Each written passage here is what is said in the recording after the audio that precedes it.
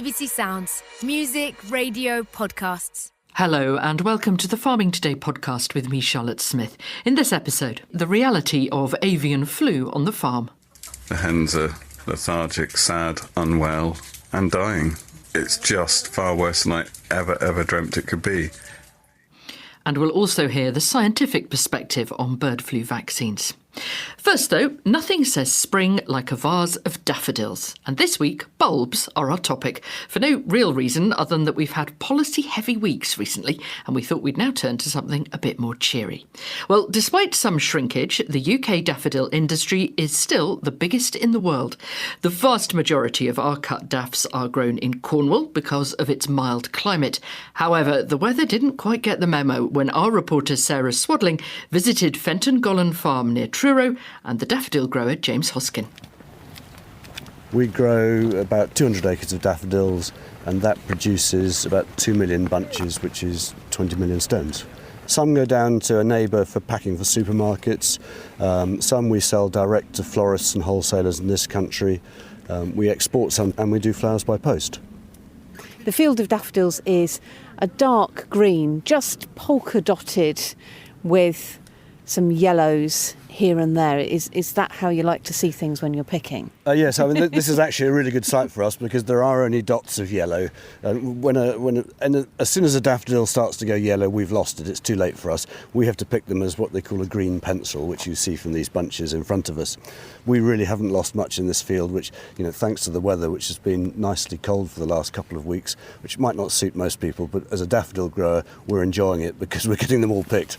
Mother's Day, especially if it's a late one, you get quite nervous because Mother's Day is probably for us bigger than Valentine's Day. And you start looking at one in sort of late March thinking, will the flowers last till then? What are the big challenges that you face now as a daffodil grower? The biggest is labour, although we luckily we do have available labour now because of the soil scheme. But it is very expensive and we're not really able to pass that cost on. We're price takers. And when you say SAWS, that's a seasonal agricultural worker scheme. Yes. And that allows you to bring people in from certain countries for a certain period of time? Yes, for us we always have to get them through an agency now that has a SAWS licence to bring people in. I think there are about 5 or 6 Eastern Europeans who've got the right to be here and work. The rest are all sort of the stands, as we call it, Tajikistan, Uzbekistan, all those sort of countries. Morning, Vlad. Hi, Vlad. I have 6 years like picker and 4 years like supervisor. Yes. So you understand, I'm here 10 years and if I don't like this farm, just, I will stay in Bulgaria. So, yes. What's the attraction? Money. Yes, serious, because the situation in Bulgaria is complicated. Well, it's quite an international group of people from many different countries that you have to supervise. Yes, Tajikistan, Uzbekistan, and I understand Russian, but little bit. Yes, it's similar like the Bulgarian language. My Russian and Romanian is better than my English. I'd say your English is really good. No. I'm not sure. Yes. Nihal is just filling in. She used to be a supervisor here. Yeah. And now you've got one baby or two? Two babies. 2 babies, yeah. In 3 years. I'm here because I've missed it. And this is just a relaxed time for me. It looks very cold work today. You've got a big coat on, a hoodie, a hat under your hoodie. Yeah. Is it cold? It's not that cold when you're active. Today the weather is perfect. Well, you're fast, Nihal. Not anymore, not that much as I was before, but I'm doing my best. So that's one bunch picked. Yeah, that's and one bunch of 10. And we'll pick it up, 80 in the box. And that's it. How far are you selling your daffodils that you're selling direct to the public or direct to florists? The furthest we do export to America. We fly them to Los Angeles and Miami. So they'd be the furthest, and that's something we really enjoy doing because the American contacts we've got out there are great. Do you ever worry that suddenly there might be a tariff slapped on. Yeah, I think that was one of my first questions to our customer this year was, are these tariffs going to happen? If they happen, it'll, make it uneconomic and, we'll sell them somewhere else. But they're pretty confident that it's not going to happen to us. But then, who knows? You live week to week and while the orders come in, we'll keep sending them. James Hoskin there. More on bulbs all week. Bird flu is continuing its spread, with an ever-growing list of English counties and the whole of Northern Ireland now under restrictions where all poultry has to be kept indoors. Stricter biosecurity measures have been imposed across the whole of the UK.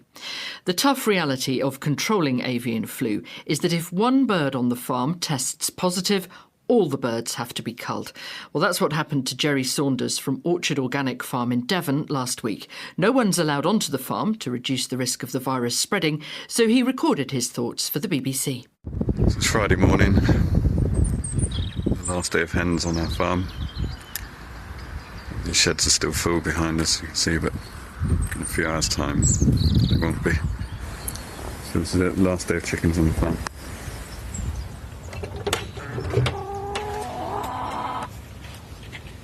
So in the course of 3 days,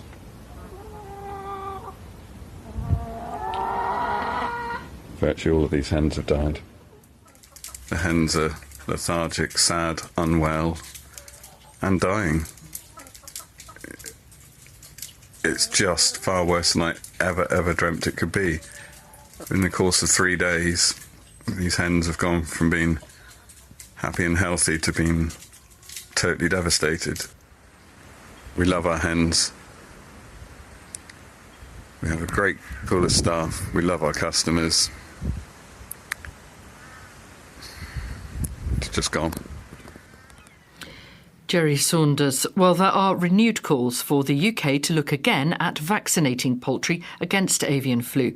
France has decided to vaccinate farmed duck, and China has a long-standing programme. The chair of virology at Edinburgh's Roslin Institute, Professor Paul Digard, told me the ever-changing nature of the flu virus is a challenge. China, where they have probably the largest poultry vaccination programme in the world, and I think the most successful in many ways. They have a rolling cycle where they update the vaccine periodically. They've been doing it for quite a while, certainly over 10 years now, probably more like 15, maybe 20. And I think they've updated the vaccine 6 or 8 times in that time period, perhaps more. Where are we then in developing a vaccine to use here in the UK? There's umpteen research-level vaccines that are being trialled. Our colleagues in the EU have been field trialling poultry vaccines, and some have been licensed for use already. If we do decide to vaccinate, I think we might end up using either those vaccines themselves or something very similar. It's more a regulatory problem at this point. This is a debate within poultry farming itself. There are some in the industry who want to see vaccination. There are some who are more equivocal about it. A few weeks ago, we spoke to a free-range egg producer, David Perrone, from Norfolk. He told us about the potential cost of vaccinating his flock. I don't think we're anywhere near getting a vaccination programme as they have in France. The one in France outwardly appears to be very successful. However, the government is subsidising it. The vaccine is 50p per chicken. I have 25,000 chickens on the farm. I don't know where the quail would sit in that. And you have to have a veterinary inspection once a month, and the cost of that is rumoured to be £1,500 per shed. David Perrone there in Norfolk. This is an expensive business then? Yes, there's the cost of the vaccine per animal, and then there's the cost of monitoring to see how well the vaccine is performing. It's also important to realise that there probably isn't a solution that fits all types of poultry farming. If you've got a broiler chicken that's being farmed for meat, the intrinsic value of one bird is not very much, but at the other end of the spectrum, you've got high-value animals like turkeys made for the Christmas market. On a simple cost per animal, it's probably more viable. But then you still have the inspection problem to solve. What about the practicalities here? How do you vaccinate a shed full of chickens? Yeah, that's a good question. There's another important poultry pathogen that is routinely vaccinated against, Newcastle disease virus. Like high-path avian flu, it's not endemic in the UK, but every bird is routinely vaccinated. It's mixed up in litres of water and just sprayed over young animals in a shed. At the other end, you have to individually inject single animals, like you would with a human getting a flu shot in their shoulder.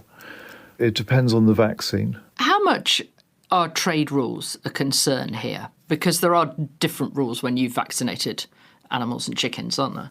Trade rules have a major effect in the decisions over whether to vaccinate or not. The UK rules, as I understand them, we cannot import poultry products from countries that vaccinate. There are plenty of other countries that have the same policy. So if we start vaccinating, we lose that export market.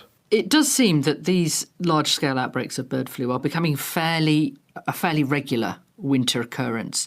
Can you see governments and maybe even farmer attitudes to flock vaccination changing? Yeah, they already have changed. Before the current version of H5N1 flared up at the end of 2020, early 21, the discussions in the research community and DEFRA over vaccination were like, well, we don't vaccinate in the UK. But we've watched our European colleagues field trial vaccines and start using them. Because it's such a perennial problem in recent years, the rationale changes over time. Professor Paul Digard from the Roslin Institute. Well, DEFRA told us any future decisions on the use of emergency or preventative vaccination would be based on the latest scientific evidence and veterinary advice, and that strict biosecurity remains the most crucial defence against avian flu.